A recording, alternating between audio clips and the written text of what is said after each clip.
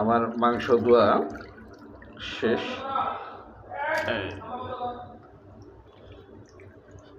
প্রায় 4 কেজির মতো মাংস আছে এখানে। এখানে মাংস আমরা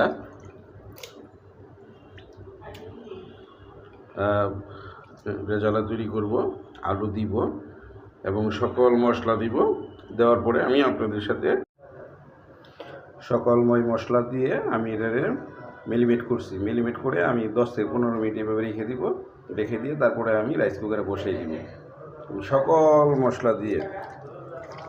পেঁয়াজ, আদা, রসুন, শুকনো মরিচের ফাঁকি, হলুদের ফাঁকি, তারপরে এখানে আদা, সকল মশলা পেঁয়াজ থেকে শুরু করে সব কিছু এখানে দেওয়া আছে, আদা রসুন সব।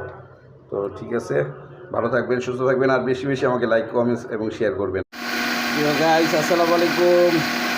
আপনারা দেখতেছেন আমি চাউল ব্লেন্ডার করতেছি, তেলের পিঠা বানাবো। আজকে রেসিপি তেলের পিঠা আর গরুর মাংস, পেঁপে দিয়ে গরুর মাংস আর তেলের পিঠা দিয়ে কিভাবে এই গরুর মাংস খেতে হয় আজকে এইভাবে সুন্দর মতো একটা রেসিপি তৈরি করতেছি। সম্পূর্ণ ভিডিও আপনাদেরকে দেখাবো।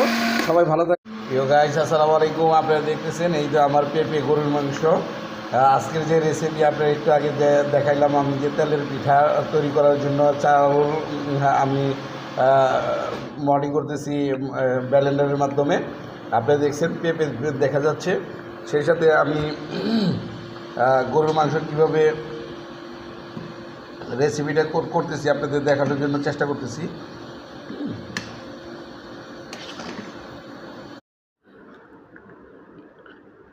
এই তো আমার তেলের পিঠার খামি তৈরি করে ফেললাম। আপনারা দেখেন এই যে কত সুন্দর মতো করে এখানে দিয়েছি পরিমাণ মতো চাউলের গুঁড়া, হালকা ময়দা দিয়েছি, আর পর্যাপ্ত পরিমাণ মতো চিনি দিয়েছি, হালকা একটু লবণ দিয়েছি। আমার এই তো আজকের তেলের গাইস, এই তো আমার তেলের পিঠা তৈরি হচ্ছে। আপনারা দেখেন এই যে কত সুন্দর মতো ফুলছে। আপনারা দেখেন যে এই যে দেখছেন কত সুন্দর মতো বানানো হয়েছে। তো অবশ্যই আমাকে লাইক দিবেন এবং কমেন্টস করবেন এবং শেয়ার করবেন। অবশ্যই আমাদের কমেন্টস করে পাশে রাখবেন। আর আমাদের নতুন পেজ, এই পেজকে ফলো দিবেন এবং আমাদেরকে আর এগিয়ে যাওয়ার জন্য সহযোগিতা করবেন। আর এই যে